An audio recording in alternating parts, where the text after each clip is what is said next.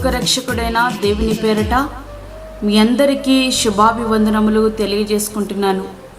Jesus new creation ministries ద్వారా ఈ రీతిగా ప్రతిరోజు అనుదిన ఆహారమును మీతో పంచుకోవడానికి దేవుడిస్తున్న కృపను బట్టి దేవునికి ఎనలేని కృతజ్ఞతలు. యేసు ప్రభువారు సిలువలో పలికిన 7వ మాట. అప్పుడు యేసు గొప్ప శబ్దముతో కేక వేసి, తండ్రి, నీ చేతికి నా ఆత్మను అప్పగించుకొనుచున్నానెను. లూకా సువార్త 23వ అధ్యాయము 46వ వచనం.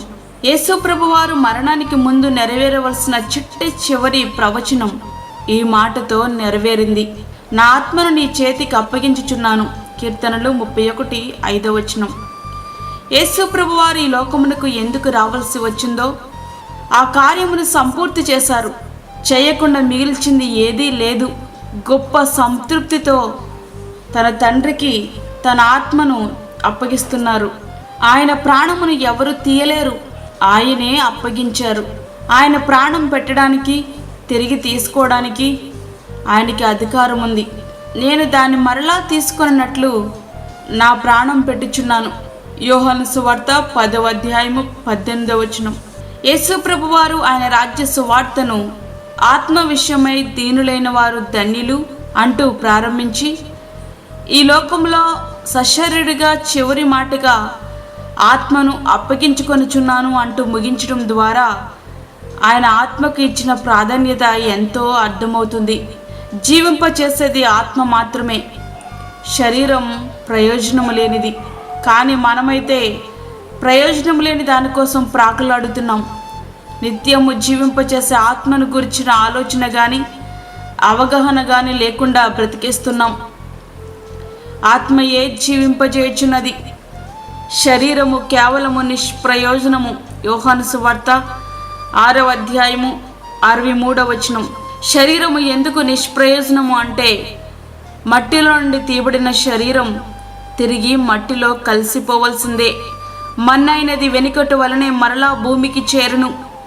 ఆత్మ దాన్ని దయచేసిన దేవుని యొద్దకు మరలా పోవును.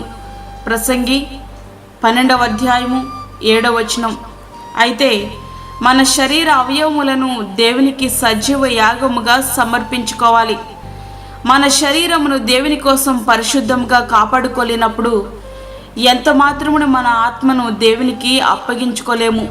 పరిశుద్ధమును దేవునికి అనుకూలమునైన సజీవ యాగముగా మీ శరీరములను ఆయనకు సమర్పించుకొనుడని దేవుని వాత్సల్యమును బట్టి మిమ్మను బతిమాలుకొనుచున్నాను. రోమీయులకు రాసిన పత్రిక 12వ అధ్యాయము 1వ వచనం.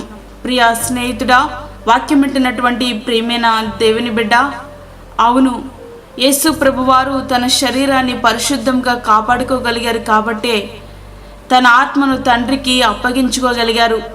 మనమును కూడా దేవుని కోసం శ్రమపడుతూ మన శరీరాన్ని పరిశుద్ధంగా కాపాడుకుంటూ మంచి ప్రవర్తన గలవారమై సృష్టికర్త దేవునికి మన ఆత్మలను అప్పగించుకోవాలి. దేవుని చిత్త ప్రకారము బాధపడువారు సత్ప్రవర్తన గలవారై నమ్మకమైన సృష్టికర్తకు తన ఆత్మలను అప్పగించుకొనవలెను. 1 పేతురు 4వ అధ్యాయము 19వ వచనం. ఆ రీతిగా మన జీవితాలు సిద్ధపరచుకుందాము. నిత్య రాజ్యాన్ని స్వతంత్రించుకుందాం. అట్టి కృప ధన్యత దేవుడు మనకి అనుగ్రహించునుగాక. ఆమేన్. వాక్యమైనటువంటి ప్రియమైన దేవుని బిడ్డలారా, ప్రార్థనలో ఏకీభవించండి. పరిశుద్ధుడైన తండ్రి, ప్రేమగల యేసు ప్రభువా, అమూల్యమైన మరి యొక్క దినము మా జీవితంలో మీరు అనుగ్రహించారు. నీకు వందనాలు. ఈ దినమంతటికి కావలసిన నీ భద్రతను మాకు దయచేయండి. ప్రతి విధమైన శోధన, కీడు, ప్రమాదముల నుంచి మమ్మల్ని తప్పించండి. బయటికి వెళ్తున్నప్పుడు వస్తున్నప్పుడు నీ కాపుదల, నీ సన్నిధి, నీ తోడు, నీ భద్రత మాకు దయచేయండి ప్రభువా. బలహీనులను బలపరచండి. అనారోగ్యంగా ఉన్నటువంటి నీ బిడ్డలను మీరు ముట్టండి, స్వస్థపరచండి. చంటి బిడ్డలను, వృద్ధులను, గర్భిణీ స్త్రీలను జ్ఞాపకం చేసుకునండి ప్రభువా. వారికి నీ కృపను సమృద్ధిగా దయచేయండి తండ్రి. నీకు స్తోత్రములు నాయన. మా దేశాన్ని, మా రాష్ట్రాన్ని మీరు కాపాడండి, రక్షించండి ప్రభువా. దేశ నాయకులను, రాష్ట్ర నాయకులను మీరు దర్శించండి. నీతి న్యాయములతో వారి పరిపాలించుటకు సహాయం చేయండి. అదేవిధంగా దూరదేశంలో ఉండి ఇక వాక్యాన్ని వింటున్న నీ బిడ్డలను జ్ఞాపకం చేసుకునండి. వారికి, వారి కుటుంబాలకు నీ భద్రతను దయచేయండి. ఈ దినమంతటికి కావలసిన నీ సన్నిధిని మాకు తోడుగా ఉంచి, మాకు కాదు యెహోవా, మాకు కాదు, సమస్త మహిమ ప్రభావములు మీకే ఆరోపించుకుంటూ యేసు పరిశుద్ధ నామమున అడిగి వేడుకుంటున్నాము తండ్రి, ఆమేన్.